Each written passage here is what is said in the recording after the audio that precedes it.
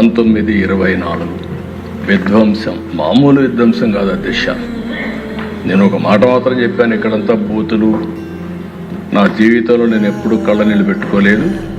ఆ రోజు ఈ అసెంబ్లీలో నాకు జరిగిన అవమానానికి నాలాంటి వాడు కుంగిపోయి కళ్ళ నీళ్ళు పెట్టుకున్నానంటే, నాలాంటి వాళ్ళు ఈ రాష్ట్రంలో ఎంతమంది సఫర్ అయ్యారో మనందరం గుర్తుపెట్టుకోవాల్సిన అవసరం ఉంది.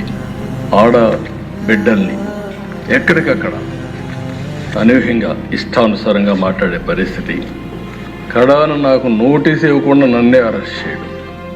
పవన్ కళ్యాణ్ గారు విశాఖపట్నం వెళ్తే ఆయన దిగనీయకుండా తిరిగి హోటల్లో ఉంటే బలవంతంగా పంపించడం. అలాంటి నాయకులు ఇప్పుడు నీతిని మాట్లాడే పరిస్థితికి వచ్చారు. నేను ఒకటే చెప్పాను అధ్యక్ష, నేను ఏ పని చేసినా, మా ఉప ముఖ్యమంత్రి కానీ ఉండే వాళ్ళందరూ కానీ ఏ పని చేసినా ప్రజలను దృష్టిలో పెట్టుకొని చేస్తాను తప్ప నాయకుల్ని, పార్టీల్ని దృష్టిలో పెట్టుకొని కాదని మరొక్కసారి మీ ద్వారా ప్రజలందరికీ విజ్ఞప్తి చేస్తున్నారు.